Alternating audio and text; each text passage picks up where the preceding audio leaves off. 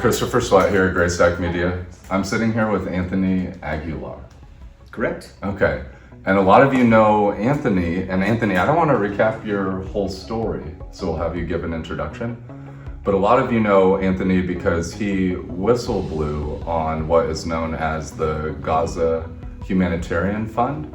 And the Gaza Humanitarian Fund was supposed to be a humanitarian solution that was set to replace UNRWA, who has been delivering aid in Palestine since 1948. And you saw this transition occur last year in 2024. Now, Anthony, just to ground this really quick, okay, just give us like a quick recap of your background and then how you ended up in Gaza. So I recently retired from a 25-year career in the United States Army in March. I commissioned from the United States Military Academy at West Point, served for 25 years as a Green Beret, Special Forces, an officer. After my retirement in March, I did not have aspirations for a second career or contracting or really anything in the professional world. I got bored in April, so I took on some part-time work at Lowe's in the garden center. Just wanted to be kind of at peace and quiet and enjoy my mornings. And out of nowhere, May 13th, 2025, I received a phone call from a company called UG Solutions. They're based out of North Carolina, where I live. Okay.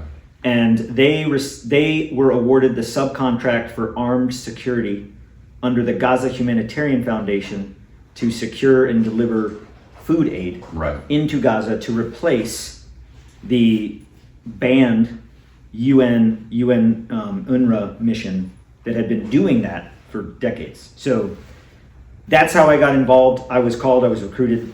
My initial feeling was that I didn't want to do it. I didn't want to be away from home anymore. My wife also served a career in the Army, a career Army officer. So between us both, we have 45 years of military experience. And we were both retired, and we were focused on our family and our relationship and making up for all the times that we had missed over our, every wedding anniversary, almost every Christmas, birthdays, births of children. We wanted to make up for lost time, and I wasn't looking to go anywhere. When they called me, my initial answer was no.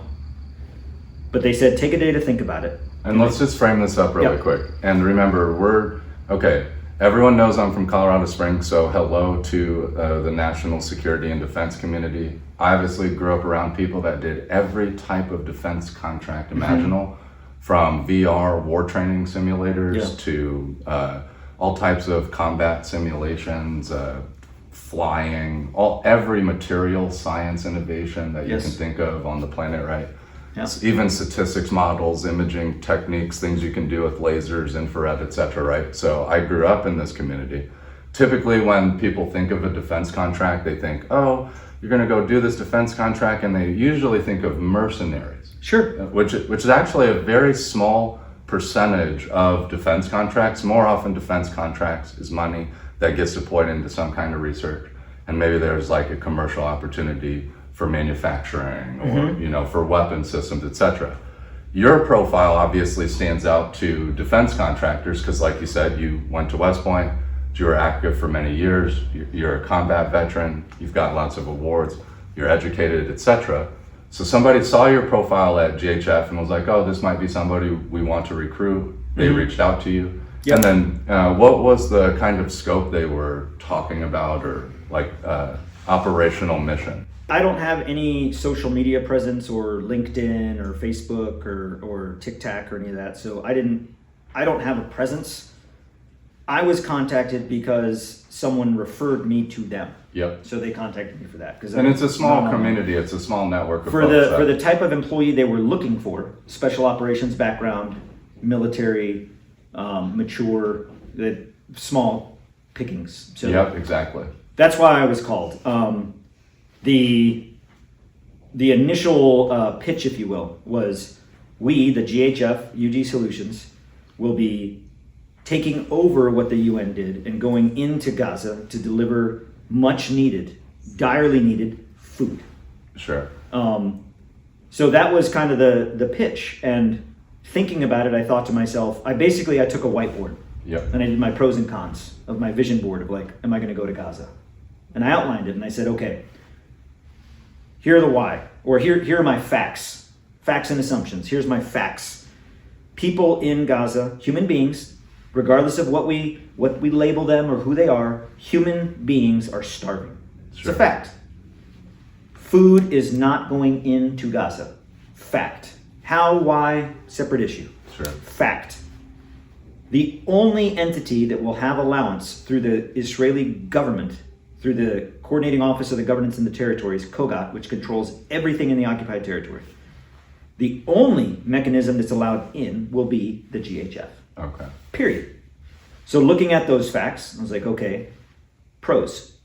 I have experience in doing this. Sure. 25 years in the Army, all the way up to battalion command, invading nations, rebuilding nations, building armies. Yeah, and for the community that doesn't get the exposure to the military like we do, there is a lot of post-war work that Green Berets do that's not combat related. Absolutely. Right? Well, the misnomer is that a Green Beret, a U.S. Army Green Beret. Right. We are not Navy SEALs. Exactly. We are not Army Rangers. We are not the infantry. Yep. We are not the Marines. U.S. Army Green Berets are trained, educated, selected, then trained and educated, specifically to inculcate themselves into a culture. Yep. And grow an insurgent grassroots resistance. Sure. That's what we do. Yep. Period. We will fight with our minds, not with weapons. Sure. So going into this situation, I knew that it was going to be a major operation. Feeding 2 million people who have been starving in a war-torn area, it's a risky thing. So if not me, then who? They need somebody. And the reason they were calling me kind of this last minute, because when I asked them, how long do I have to think about it? This was a Tuesday when they called me, and they said, well, we're leaving Friday. Okay, wow. To Gaza, Friday. So it's a tight one. And this was a Tuesday afternoon. Okay. So I barely have time to pack. Yeah. So it was a quick decision. I decided to go thinking that I can contribute. I have the experience, I have the exposure, and I'm not necessarily timid in situations like this. Sure. I mean, I've been in my military career and receiving a Purple Heart. I've been shot. I've been blown up by IEDs. I've been in some pretty bad situations. So I figured I can handle myself. So that's why I went. That assumption of what I thought were facts, my facts, were quickly dissolved in the reality on the ground, in that we weren't there to conduct a humanitarian aid operation. Okay. We were not. We were there to inject food as bait, to bring in food, much needed food, as bait, to forcefully displace the civilian, unarmed population. Okay. The people. Not Hamas, not an army, not the bad guys, the civilians. People were starving. Israel knew that in the eyes of the world, it would be bad press to continue to starve them. Sure. Not that they didn't want to. They wanted to do that, but it would be bad press. So Israel concocted this great plan with the United States. Right. The Boston Consulting Group, Right. in conjunction with the Israeli government, concocted this magnificently detailed, effective plan. Right. What to Israel- oust UNRWA for people that don't have all the knowledge. One, to oust UNRWA. Right. With Who this, doesn't just provide food and humanitarian relief, but all of the structural institutions you would Yes. think for education. everything that is needed in civil society. Sure. Period. Right. Water, food, baby formula, medicine, sundries, Pampers, clothing, blankets, fuel, educational materials, tents, housing. Right, and everything. typically these humanitarian organizations only work for these transitional periods after a conflict or during a conflict. But again, UNRWA became like a permanent structure in the society because of the amount of conflict and the lack of resources, the deprivation that's going on there. Now, I will add, so this contract that you took, you obviously witnessed a number of things while you were there. The international community, even the humanitarian community in the United States knows that they've never tried to use this operating model. No. That this GHF, Safe Reach Solutions operating model. And I will add too, for anybody that would strawman the discussion, there are use cases to provide security to certain kinds of humanitarian operations. But humanitarian delivery, the supply chain, right, from procurement to actually delivering the solution on the ground, it is very important that that entity, like what you did at Green Beret, is embedded in the society. Otherwise, the society will lack trust of the entity that is supposed to deliver the aid, and they'll reject whatever it can offer. Sounds like what you're explaining to us is when you got to Gaza for this contract that was hopefully supposed to help people in Gaza and kind of ease the pain and suffering, you found something completely different. Could we talk about those details just a little bit? Yes, so there were some initial objective observations, things that weren't a matter of debate or whose opinion. Fact based on international humanitarian law, the laws of armed conflict, and the protocols of international humanitarian law codified in the Geneva Convention. Okay. The United States is a signatory to all three. Sure. Israel, since 1952, has been a signatory to include the updated fourth protocols of the Geneva Convention to all three. Sure. It's not an opinion, it's a fact. When I went into Gaza and I saw where we had built the distribution sites to distribute food, these hubs, under UNRWA, 400 distribution sites. Okay. 550 trucks of aid going in every day. Under the GHF model, 3 sites. Oh, wow. Okay. With only 12 trucks going in a day.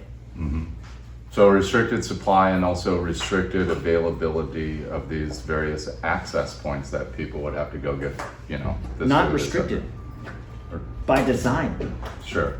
There was no restriction. Okay. It was designed that way. Sure. The difference between this contract that I worked under, that's different than what other may have exposure to do government or military contract.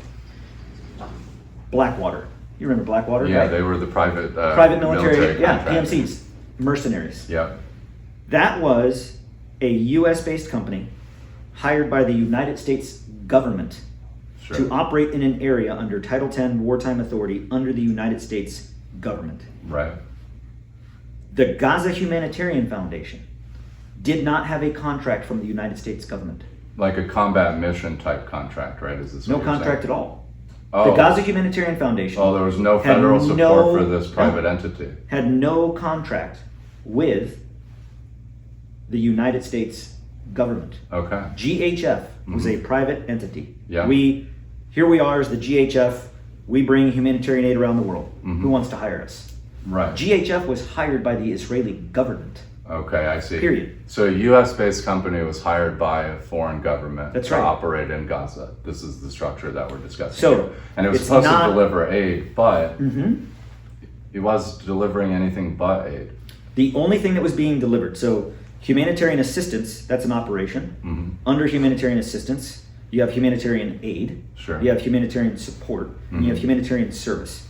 All of those three things, food is only one small part of it. Right. All we were delivering into Gaza to meet the need of 2.1 million starving, dilapidated, emaciated, sick, diseased, starving, dying human beings was food. And I say specifically food because we were providing them with no water. Oh, 0 water. okay. No water trucks, no bottles of water, no water stations. So there was a lack of capability for a humanitarian project, but also a lack of human capital that would facilitate these different things, the medical, the etc. Because it sounds like you saw people, whether it was IDF or GHF contractors, firing on crowds at different points. Absolutely. So if you looked at the profiles of the people that were working in Gaza for this organization, was it mostly people that had like a weapon in their kit, or were there doctors, or? Every UG Solutions contractor, by contract, was armed. Okay. And what's the profile that we're talking about? Is this like a fully automatic AR? We talking like scopes? So as you go down this rabbit hole, we were all equipped with a fully automatic, Yeah. individual assigned rifle, an assault rifle, Yeah. fully automatic. Yeah. Why that matters is because even in the United States military, to the Marines, to the Army infantry, Right. that go to combat to fight war, do not get an individual rifle that is fully automatic. Yeah, it's semi-automatic. It's That's a the 3-round standard burst. issue. That's it. Yeah. These that we were given, Vietnam Rambo style, fully automatic with the Okay. pull of one Do they have trigger, magazines? 30-round full magazine capacities. Okay, and So- this was the standard issue weapon on the people that were supposed to be doing. But that wasn't just it though. Okay, Assault rifle, fully automatic, combat pistol with extended magazine capability, yeah, shotguns that could fire lethal and non-lethal rounds, stun grenades that had the capability to have a stun effect and or a tear gas effect, tear gas grenades, tear gas launchers, riot batons for security guards who were delivering aid. To take it a whole nother level that was part of that recruiting process that I did not know until I got there and I saw it with my own eyes, because I didn't know that this existed. When I got into Gaza, or when I got to Israel and I saw amongst my other fellow contractors, I noticed that many of them, nearly all of them, were sporting a tattoo okay, that was a Crusader's cross, said infidels, okay, and 1095. 1095 is the year of the First Crusades, when Pope Urban directed Christian crusaders to go to the Holy Land to take the Holy Land back from the vermin Muslims. okay. That's the edict. This organization calls themselves the Infidels Motorcycle Club, based in the United States. You have to be a veteran of the military to be a part of this club. Their charter is to fight jihad globally and to eradicate all Muslims from the earth. Right. This is the organization that Koga and the Gaza Humanitarian Foundation recruited and selected to man the armed component of delivering aid into Gaza. Okay. Think about how decrepit and evil that is. Right. Give someone whose mindset is to kill all Muslims in a Christian Zionist view of the world, and give them a rifle and a pistol and a stun grenade and tear gas and a riot baton and a shotgun and a machine gun and zero accountability and zero impunity and zero oversight, and say, go into Gaza. What do you think is going to happen? Right. I didn't know that going in. That was a shock to me when I saw this. And I was not an infidel. I'm not part of any type of organization. That shocked me. It almost made me question, you're adults. You call yourselves infidels? Infidel means non-believer. Right. So you don't believe in anything? Well, no, we're Christian warriors and crusaders. Well, then you're not an infidel. 'Cause, I mean, it doesn't make sense. Sure. That then showed me that this operation, from the ground up, from the bottom to the top, from the people in charge to the dude on the ground, Right. was not based on humanitarian aid. It was not based on relieving suffering. It was based on racism, prejudice, using food as a weapon to further displace and target the civilian population. And it was done with U.S. taxpayers' dollars, because this was not a government contract. Okay. GHF submitted to the United States government for a grant from the State Department, which they received for $30 million. Oh, wow. So what I say, with another 30 on the plate, they got another 30 waiting to go. Right. Well, our government is shut down, and people in our nation aren't getting SNAP and WIC, feeding families. Right. We are giving the Gaza Humanitarian Foundation, who is now not even operating, another $30 million to operate, to continue to displace and target hungry, starving, unarmed, civilian, human beings. That's what our country's doing. On top of this, we've been at some political actions that target a family office in the city of Chicago called McNally Capital. Yes, McNally Capital, Right. very much involved in the process. Right, and they're a family office that makes investments in mid-market defense industrial type operations, typically like a three site manufacturing facility Sure. that does something on the defense supply chain. They also supply capital to Safe Reach Solutions. Now, Yes. we don't have enough time to have the conversation. That could be a part 2. Yeah, I'll come back. And there might be part 10. But I just wanted to tell all of my friends in the national security community, the military community, everyone back home in Colorado Springs. I'm sitting here with Anthony Aguilar. You can look his profile up. You might have seen him on Tucker Carlson. And then we're also here in a really amazing institution in a neighborhood called Broadview, Which some people will also call Little Palestine. We're sitting here at the Jerusalem Academy of Arts. You guys actually saw me post this picture on Instagram a couple weeks ago. Anyway, so just so you know, no AI. There's no AI, no fake news. And Anthony, before we drop, is there anything else that you want to say? I mean, I think we've talked about like the key characteristics of this supposed humanitarian operation in Gaza. We saw it go through the media cycles. People obviously can look you up. There's extensive discourse online from all the different media outlets that you've interviewed with. But is there anything else that you want to say in just a few minutes that we have here right now? In less than a minute, I would say what is happening in the occupied territories of Palestine, in the occupied Palestinian territory, in Gaza and the West Bank, for the world to see.